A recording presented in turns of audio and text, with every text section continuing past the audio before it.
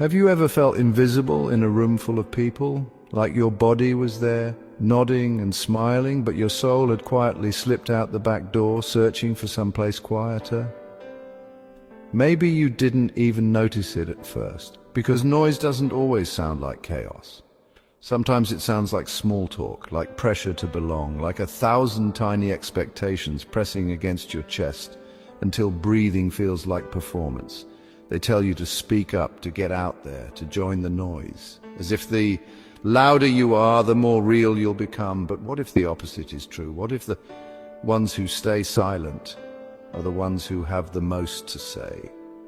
There are people who don't just enjoy quiet, they survive by it. Not because they are broken, not because they are shy, but because the noise of the world buries something sacred inside them, something that only silence can reveal.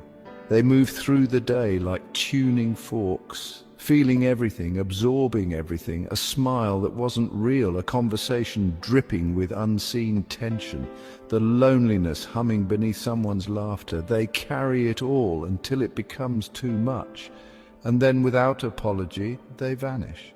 But here's the truth most people never see. They don't disappear to abandon the world. They disappear to return to themselves, because some souls were not made for constant exposure. They were made for depth, and depth demands silence. If you've ever felt this pull, this aching need to step back, to shrink the noise until you can hear your own heartbeat again, you're not alone, you're not wrong, you're not broken, you're just one of the rare ones still searching for the places where your soul can breathe.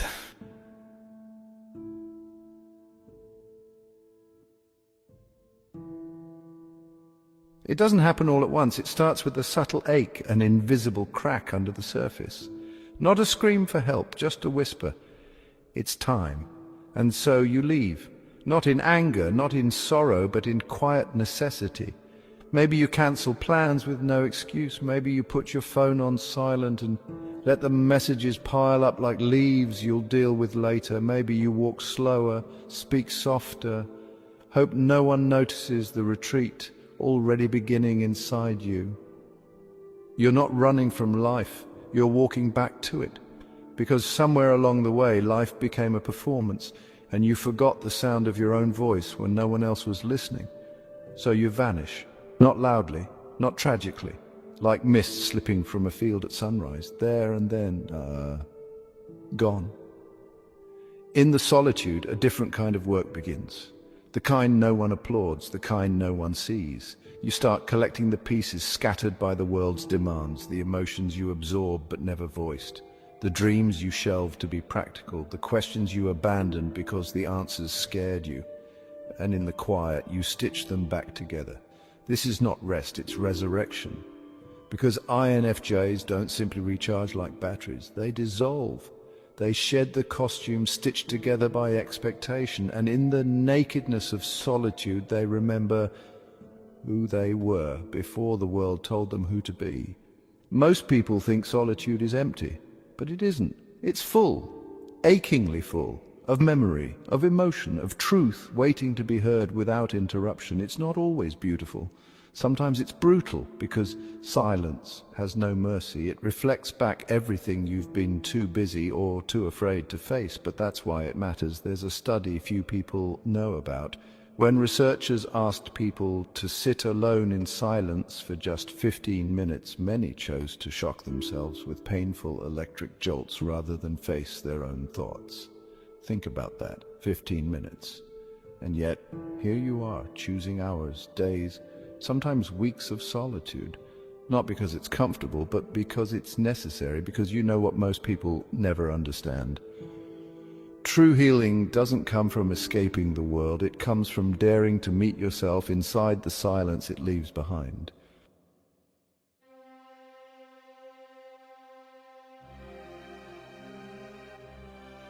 There's a reason so many people run from silence. Because when the noise stops, something else starts. Not peace, not calm, but everything you've been trying not to feel. In the silence, there's no audience to impress, no conversation to hide behind, no smile to wear like armor. There's just you. unfiltered, unmasked, unavoidable, and for some that's terrifying. But not for everyone. There are those who step into the stillness and make a home inside it, who don't just tolerate their own company, they explore it. INFJs don't retreat into silence to disappear. They retreat to confront, to listen, to repair what the noise has broken. It's there in the folds of solitude that they hear the voice the world drowns out, the one whispering truths too fragile for crowds. You see, solitude doesn't hand out easy answers. It hands you a mirror, and sometimes what you see there isn't pretty. The anger you swallowed to keep the peace, the compromises you made to be accepted, the dreams you abandoned because no one else believed in them, it all rises up in the quiet, asking, what now? There's a story you won't find in textbooks. In 1978, a man named Te-Ching Hsieh built a cage the size of a small room. He locked himself inside for a year. No speaking, no reading, no writing, just the slow, relentless passage of time. Most people couldn't imagine lasting a day. He endured 12 months. And when he finally emerged, he didn't offer an explanation because the kind of transformation that happens in silence can't be translated back into words. It's carved into the soul itself. Maybe you haven't built a cage, maybe your solitude looks like quiet mornings and unanswered messages, but the principle is the same. You are not wasting time when you step back. You're not falling behind when you go still. You are doing the most courageous thing a person can do in a world addicted to distraction. You are choosing to feel, to face, to become, and that choice changes everything. Because once you have sat in silence and survived what rose to meet you, you carry a strength no noise can drown.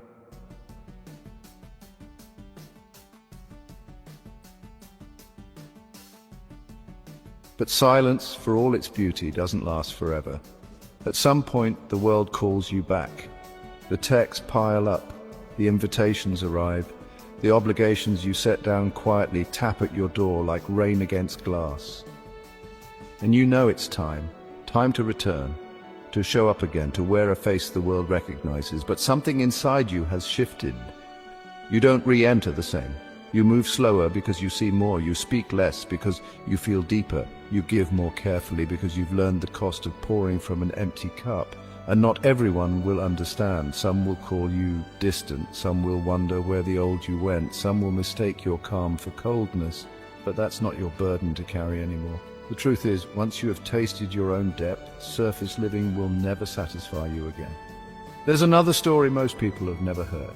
A man named Bob Cull once spent an entire year alone in the wilds of Patagonia. No visitors, no distractions, just the relentless voice of nature and his own. He thought he would find enlightenment. He found something harder and more precious. He found the raw, jagged terrain of his own mind, the illusions he clung to, the pain he still carried, the grace he had yet to claim. And when he returned, the world hadn't changed, but he had. That's the unspoken cost of solitude. It reshapes you in ways that don't always fit back into the life you left behind. You start noticing things others rush past. You start craving conversations with substance instead of noise. You start choosing yourself, even when it's uncomfortable. And sometimes that makes you a stranger in places where you once belonged. Here's the paradox no one warns you about. Solitude strengthens you, but it can also set you apart. It teaches you to carry your own weight. But it also teaches you to recognize when others won't carry theirs. It reminds you how little you actually need and how precious true connection becomes. So when you return to the world, you carry a quiet defiance, not loud, not arrogant, but unmistakable, a refusal to betray the person you fought so hard to find inside the silence. And that refusal, that choice to stay rooted even as the world sways and shouts around you, well, that's what makes you different, and that's what makes you strong. Not because you conquered the world, but because you conquered the one enemy most people run from every day, themselves.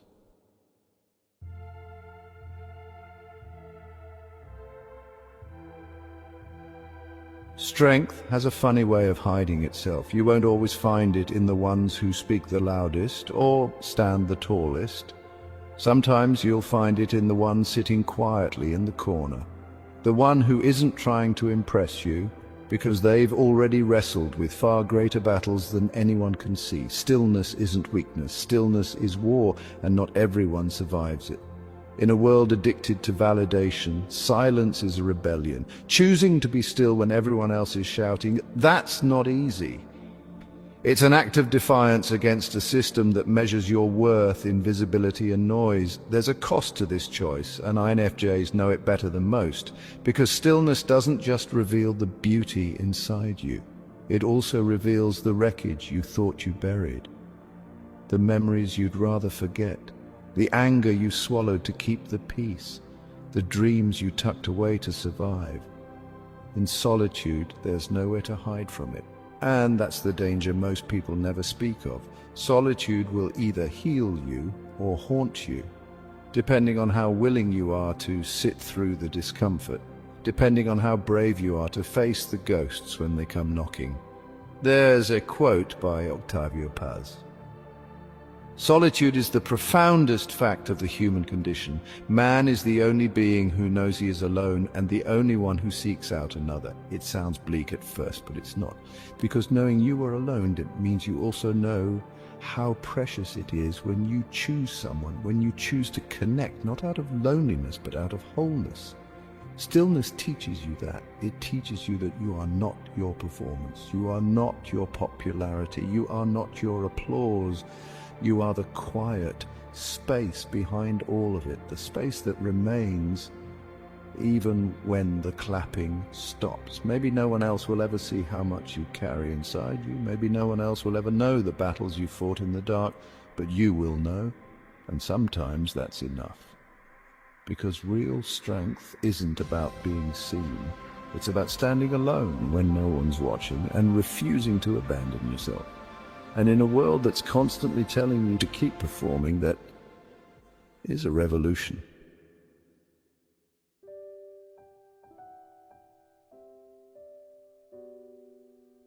At some point, the journey circles back. The noise returns, the invitations pile up, the world demands your attention again, but something has changed. Something unshakable, something silent but seismic, because you no longer move through life the way you used to. You no longer say yes to every demand just to feel needed. You no longer abandon your own voice just to keep the peace. You've touched something deeper now, and you're not willing to trade it for approval anymore. That's the quiet power no one sees. The way you set boundaries without anger, the way you say no without guilt, the way you walk away without explanation, because you don't owe anyone an apology for choosing yourself. The world may still pull at you, still try to drag you back into its noise. But once you've rebuilt yourself in silence, you don't unlearn that song. You recognize the noise for what it is now, just noise. It no longer defines you, it no longer directs you. You choose what to let in, you choose who to let close. There's a line from Rilke that whispers through moments like these. The only journey is the one within, and you've traveled it. You've crossed the unmarked roads inside yourself. You've stood barefoot in the storms no one else could see. You've learned to be your own home, and now you carry that home with you wherever you go. Maybe you're still misunderstood. Maybe you're still called distant or intense or too quiet for a world that worships volume, but you know better now. You know that silence isn't a weakness, it's a sanctuary, it's a source, it's a strength the noisy world will never understand.